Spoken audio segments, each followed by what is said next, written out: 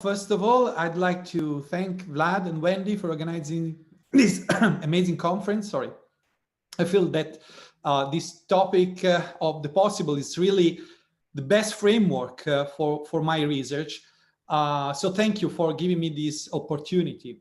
So my goal today is to discuss how a transformative experience can help people become aware of and explore new possibilities in their lives. And a second objective of my talk will be to reflect on the potential of phygital technologies as a catalyst for personal transformation. So let's start from introducing the very concept of transformation. You know that personal change is generally considered as a gradual and linear process, which occurs either as a result of maturation over the lifespan or as the result of a therapeutic intervention. However, research from different disciplines, including not only psychology, but also anthropology, philosophy, suggests the existence of a second type of change, transformative change, which involves a radical and long-lasting shift in the individual core beliefs, values, and attitudes. So this type of radical change is sometimes triggered by experiences, not by chance defined life-changing experiences that have the capacity of not only changing what individuals know and value, but also how they see the world. So for these characteristics, transformative experience are gaining increasing attention, not only in psychology, but also in neuroscience and philosophy. So a paradigmatic example of transformative experience is the famous short novel by Charles Dickens, A Christmas Carol, which tells the personal transformation of Ebenezer Scrooge. And, you know, everyone knows this tale, so I'm not going to go into details, but the encounter with the three ghosts of the past, the present, of the future will retrace Scrooge's existence, showing the misery of his present. And after these encounters, Scrooge wakes up and, you know, he has a brand new outlook on life and is grateful for being given a second chance. So that's transformative experience. Another transformative experience is the so-called overview effect. Since almost 60 years, when Russian cosmonaut Yuri Gagarin became the first man in space, so astronauts returning to Earth have systematically reported this unusual phenomenon. It's a kind of a cognitive, emotional, and even spiritual shift in their internal worldview that leads these astronauts to a sense of new unity and awareness of the troubles of our planet. So this is a quote from astronaut Edgar Mitchell. By the way, he died in very recently, 2016, I guess. He is recalling the life-changing moment that he experienced as his spacecraft was returning to Earth. So, although in principle, all experiences have the potential of changing us, we know intuitively that some experiences bear more transformative potential than others. According to the philosopher Laurie Paul, who wrote a groundbreaking book on this topic, an experience can truly change us if it is both epistemically and personally transformative. So an experience is epistemically transformative when it allows an individual to grasp new knowledge that would be inaccessible to the knower until he or she has such an experience. For example, hearing a sound or seeing a color for the first time. However, there are experiences that not only teach us something totally new, but that also change our viewpoint and our core preferences in life. For example, the experience of having a child not only provides you new knowledge about what it's like to have a baby, but I see Vlad is nodding for obvious reasons, but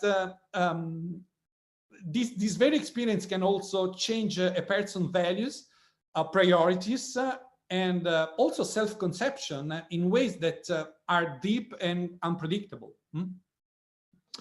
So, from a psychological perspective, transformative change is often associated to a specific experience, emotional experience, that we define transcendent experience.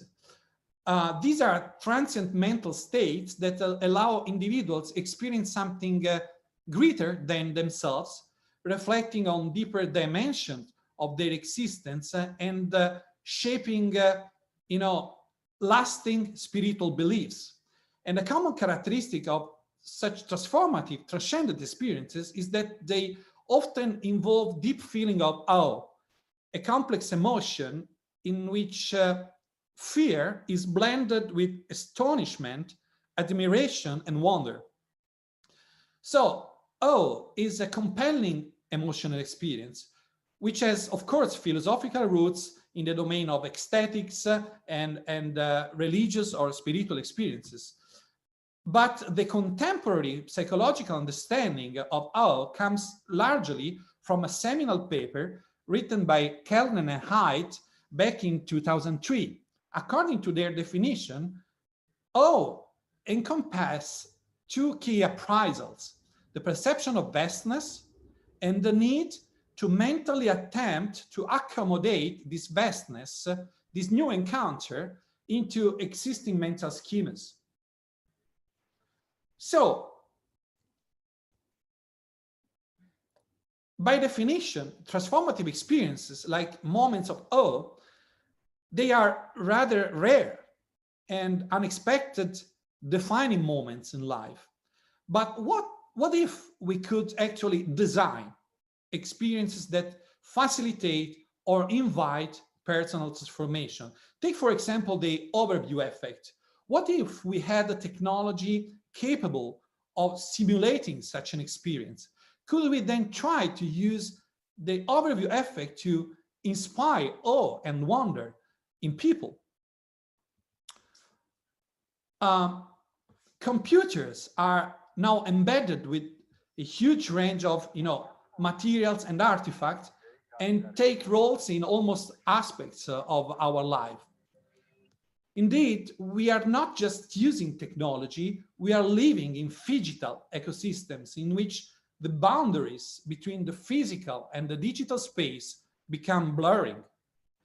Actually, augmented reality, Internet of Things, robotics, artificial intelligence, they are transforming our living spaces like houses, offices, public spaces, as in this video, and so on, in digitally enriched environments that blur the distinction between what is real and what is simulated. So, in these hybrid ecosystems, objects, tools, but even our own body can be turned into programmable interfaces, creating totally novel ways of experiencing the physical and social space. I think that the metaphor of reality as an app may be a more defining feature of these phygital spaces. What I mean by this metaphor is that the integration of computers in everyday objects and the increasing bidirectional information flow between the digital and the physical is transforming our surrounding environment. It's totally altering our experience. So a further trend towards phygital reality concerns the emergence of what I call symbiotic technologies. For example, neuroprosthetics devices, neurobiofeedback, which are enabling a direct connection between the computer and the brain. I believe that soon these brain-computer interfaces, immersive virtual reality, augmented reality, mixed reality, and their various combinations will allow users to create personal alterations of experience. So just as nowadays we can download and install a number of plugins, for example, apps to personalize the experience with software products. Maybe soon we may be able to download and install new extensions of the self, or like experiential plugins, which will provide us with a number of options for, altering, replacing, simulating our sensorial, emotional, and cognitive processes.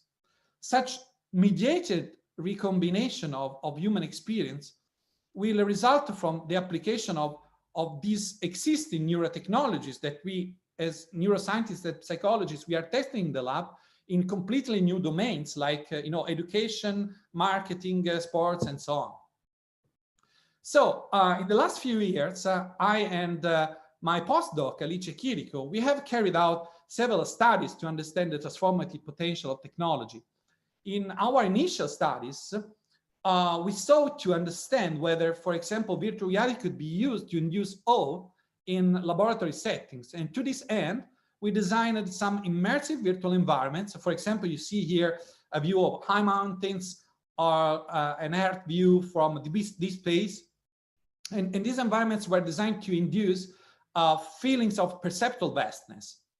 Indeed, we found that these immersive spaces were able to induce intensive feeling of awe, even in the lab. So our initial findings suggest that in principle, it is possible to create digital experiences to foster such complex and potentially transformative experiences. In a more recent study, we wanted to test whether virtual reality, art, and nature can create an equally intense sense of awe and sublime. So in this study, we randomly assigned participants from Italy to view one of two 360-degree videos using a virtual reality headset. One was rendering Vincent van Gogh famous painting, The Starry Night, while the second video was a photorealistic panorama of the actual village of Saint-Rémy-de-Provence, France, which is the actual site that Van Gogh depicted in his painting. And this let us compare an earth-based stimulus with a very similar nature-based environment. And we found that both the painting and the photorealistic village generated feelings of the sublime in participants, regardless of personality traits of the participants and their interest in aesthetics. But to our surprise, the photorealistic village elicited stronger perception of vastness and existential danger. And we learned that in this case, both nature and art are equally good at evoking or bringing about the experience of the sublime, which is a very interesting indication for designing these experiences. So to summarize, my central research question is what are transformative experiences, and if they can be invited or elicited by means of interactive technologies and design. The question brings us to develop a new research program, which is Transformative Experience Design, which has twofold aims: to investigate the key dimensions of transformative experience and to translate such scientific knowledge into design principles for developing digital experience that support, invite, elicit these experiences. So we believe that achieving this goal requires the integration of different disciplines, from psychology to the language of arts and design, to phygital and brain-based technologies, because only by virtue of this contamination we can really explore the full potential of transformative experience. Thank you. Wow, excellent, Andrea. Thank you so much. And perfect.